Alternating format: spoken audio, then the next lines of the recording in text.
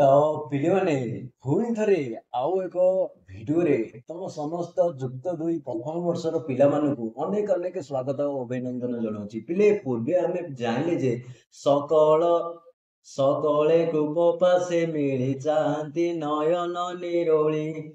ସକଳେ ଦେଖ ପିଲେ, ସକଳେ ସମସ୍ତେ କୃଷ୍ଣ କୁମର କଣ କରିଛନ୍ତି? କୂପ ପାଶରେ କୂପ ପାଖରେ ମିଳି ଯାଇଛନ୍ତି, ଏକାଠି ହେଇଯାଇଛନ୍ତି। ଆଶା ଅଛି କଣ? ତୃଷ୍ଣ ନିବାରଣ କରିବେ, ଜଳପାନ କରିବେ। ଆସିଛନ୍ତି କୂପ ପାଖକୁ, ଏକାଠି ହୋଇଯାଇଛନ୍ତି। ତାପରେ ଦେଖ, ଚାହାନ୍ତି ନୟନ ନିରୋଳି, ଚାହୁଁଛନ୍ତି ନୟନ ଚକ୍ଷୁ ଆଖି କଣ କରି? ନିରୋଳି କରି। ବୁଝିପାରିଲା? ନିରୋଳି କହିଲେ ପିଲେ ନିରୀକ୍ଷଣ କରି, ନିରୀକ୍ଷଣ କରି ଚାହୁଁଛନ୍ତି କୂଅ ପାଖକୁ ଆସିକି ପାଣି ପିଇବା ଆଶାରେ ସକାଳେ ସମସ୍ତେ ଆସି ଚାହୁଁଛନ୍ତି। କଣ ଚାହୁଁଛନ୍ତି? ତାପରେ ଦେଖ, ତୃଣ ଗହଳ ଅନ୍ଧକାରେ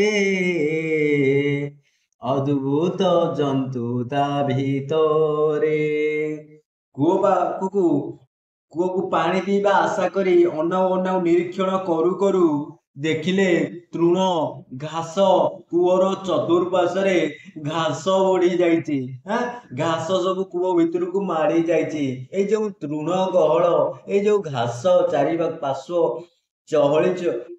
ଗହଳି ଗହଳି ହେଇଯାଇଛି, ଗହଳିଆ ହେଇଯାଇଛି। ତା ଅନ୍ଧକାରରେ, ତାର ଯୋଉ ଅନ୍ଧକାର ଆମେ ଯଦି କହିବା, ତମେ ମାନେ ମଧ୍ୟ ଦେଖିଦବ ପିଲେ, କୂଅ ଭିତରଟା ଅନ୍ଧକାର ଦେଖାଯାଏ।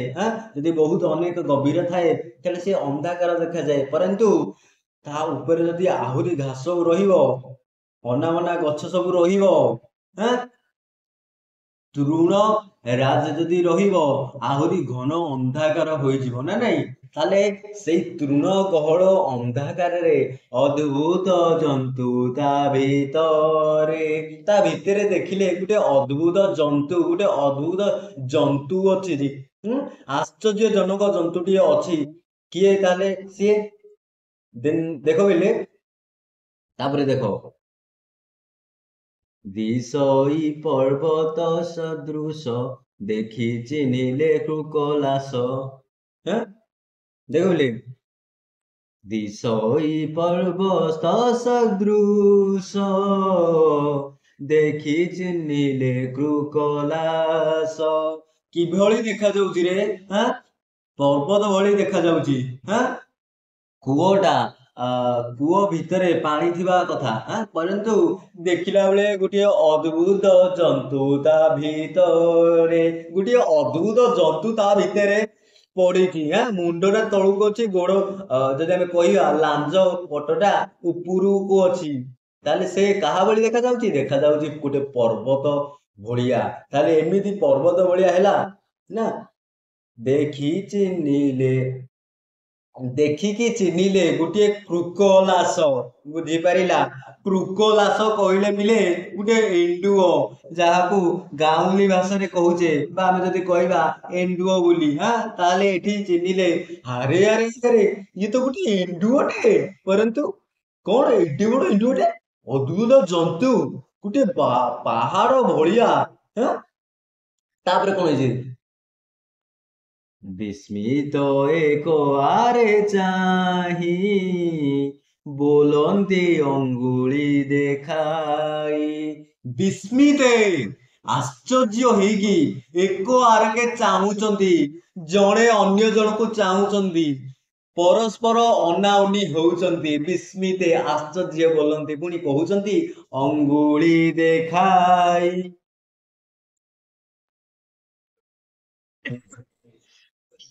କହୁଛନ୍ତି ଏଇଟାରେ ଅଙ୍ଗୁଳି ଦେଖାଇକି ବୋଲନ୍ତି, ଅଙ୍ଗୁଳି ଦେଖାଇ କଣ କରୁଛନ୍ତି? ତାପରେ ଦେଖ, ଦଣ୍ଡେ ବିଚାରେ ଯତ୍ନ କରି ବୋଲନ୍ତି ଦେଖିବା ଉଧାରି। କଣ କହୁଛନ୍ତି? ଦଣ୍ଡେ ବିଚାର କରି। ଦଣ୍ଡେ ମାନେ କ୍ଷଣକ ପାଇଁ, ଆମେ ଯାହାକୁ କହୁଛେ ଦଣ୍ଡେ, ଆମେ ସୁବିଧା ଜାଣିଛେ କଣ? ଷାଠିଏତା ପରିମିତ ଯେଉଁ ସମୟ ଯାହାକୁ ଦଣ୍ଡେ ବୋଲି କୁହାଯାଏ, ଯାହାକୁ 24 ମିନିଟ୍ ମଧ୍ୟ କୁହାଯାଏ ବା ଯାହାକୁ ରକ୍ଷଣ କୁହାଯାଏ, କ୍ଷଣକ କୁହାଯାଏ। ଏ ଦଣ୍ଡ ବିଚାର କରି ସମସ୍ତେ ଯତ୍ନ ବିଚାର କରି ଏବଂ କହିଲେ ବୋଲନ୍ତି କୁହନ୍ତି ଦେଖିବା ଉଦ୍ଧରି, ତାକୁ ଉଦ୍ଧାର କରି ଦେଖିବା, ତାକୁ ଉଦ୍ଧାର କରି ଦେଖିବା, ତାକୁ ମୁକ୍ତ କରିବା। ଏ କୂପରେ ସେ ଫସି ଯାଇଛି, ତାକୁ ଉଠେଇ ଆଣିବା ଉପରକୁ।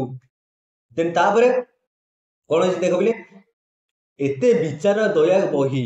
ତାପରେ ଦେଖ, ଏତେ ବିଚାର ଦୟା ବହି ଲାଙ୍ଗୁଳେ ଦେଉଡ଼ି ଲଗାଇ। ଦୟା କରି, ବୁଝିପାରିଲା, ଦୟା କରିଲେ ଏତେ ବିଚାରି ଦୟା ବହି, ଏଇ କଥାକୁ ବିଚାର କରି ଦୟା କରିଲେ। କଣ ଦୟା କରି? ଲାଙ୍ଗୁଳେ ଦଉଡ଼ି ଲଗାଇ। ଏଣ୍ଡୁଅର ଲାଙ୍ଗୁଳ ଉପରକୁ ପଟକୁ ଉଠିଥିଲା ନା, ସେଇ ଦଉଡ଼ିରେ ଲଗାଇ। କେଉଁଠୁ ଆଣିଲେ ଦଉଡ଼ି? ଲାଙ୍ଗୁଳେ ଦଉଡ଼ି ଲଗାଇ। କେଉଁଠୁ ଦଉଡ଼ି ଆଣିଲେ? ଦେଖ ବିଲେ କେମିତି ଦଉଡ଼ି କଲେ ନା, ତୃଣ ବକଳ ଚର୍ମ ପାଶେ ନିବିଡ଼େ ବାନ୍ଧିଲେ ଆକର୍ଷେ। ପିଲାମାନେ ଦେଖ, ନବାକ୍ଷରୀ ଛନ୍ଦରେ ରଚିତ ହୋଇଛି, 9ଟି ଅକ୍ଷରରେ ରଚନା କରାଯାଇଛି।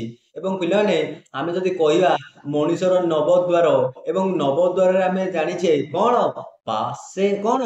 ବ୍ରହ୍ମଜ୍ଞାନ। ପଶେ ବ୍ରହ୍ମଜ୍ଞାନ। ତମେ ମାନେ ଯଦି ଭାଗବତକୁ ପାଠ କରୁଥିବ ନା, ତମ ମାନଙ୍କ ଭିତରେ, ତମ ମାନଙ୍କ ଶରୀରରେ ବ୍ରହ୍ମଜ୍ଞାନ ପଶିବ ଏବଂ ମୁକାର ବାହାରିଯିବ। ବୁଝିପାରିଲା?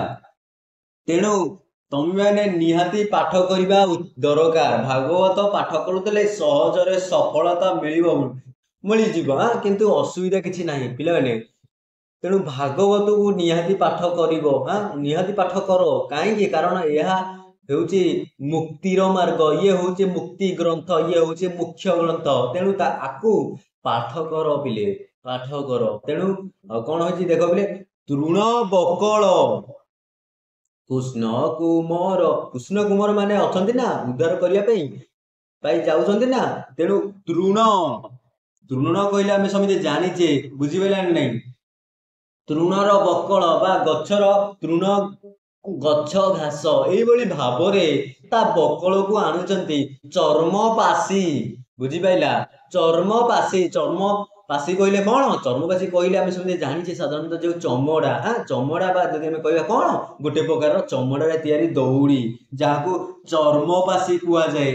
ତେଣୁ ତୃଣ ବକଳ, ଗଛର ବକଳ ଘାସ ଗୁଡିକ ତାକୁ ବାନ୍ଧି ବୁନ୍ଧାକି, ଚମ ମାନେ ଯଦି କହିବା ଗୋଟେ ପ୍ରକାରର ଚମଡାରେ ତିଆରି କଲେ ଦଉଡ଼ି ସେମାନେ।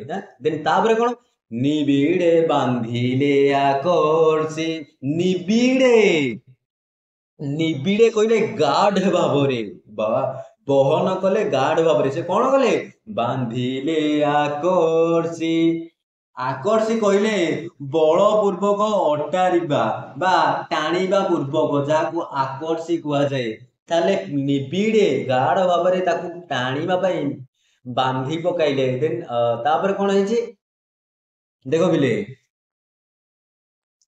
ଟାଣନ୍ତି ଧରି ଜଣେ ଜଣ, ନ ଚଳେ ତାର ଚରଣ। ଦେଖି ଚକିତ କୃଷ୍ଣ ବାଳେ, ସର୍ବେ ଟାଣିଲେ ଏକାବେଳେ। ଦେନ୍ ତାପରେ କଣ ହେଇଛି ଦେଖ ପିଲେ, ଦଉଡ଼ି କରିଦେଲେ ନା, ଚମଡା କରିଦେଲେ ଦଉଡ଼ି, ଚମଡା ମଧ୍ୟ କରିଦେଇଥିଲେ ଦଉଡ଼ି। ଆକର୍ଷି ତାକୁ ନିବିଡ଼ରେ ବାନ୍ଧିଦେଲେ।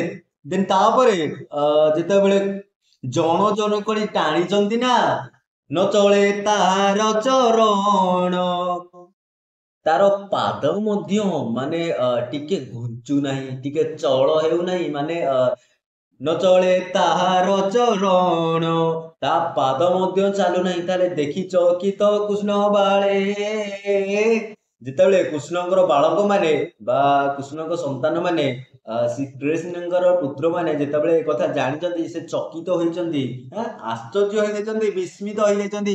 ଆରେ ଆରେ ଆରେ ଆରେ, ଆମେ କୃଷ୍ଣ ପୁତ୍ର, ଆମେ ମଧ୍ୟ ଟାଣୁଛେ, ଆସୁନାହିଁ। କଣ ହେଇଯିବ ଘଟଣା ଦେଖ, ସେ ଦୃଶ୍ୟକୁ ଦେଖି ଚକିତ ହେଇଯାଇଛନ୍ତି କୃଷ୍ଣ ବାଳେ।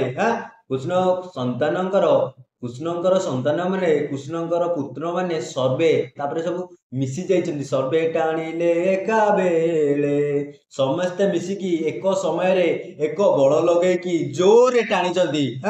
ତାପରେ ପିଲେ ଟାଣି ପାରିଛନ୍ତି କି ନାହିଁ ଏସବୁ ତମମାନଙ୍କର ପରବର୍ତ୍ତୀ ସମୟରେ ଆଲୋଚନା କରିବା। ପିଲେ ତାହେଲେ ଆଜି ପାଇଁ ବସ୍ ଏତିକି।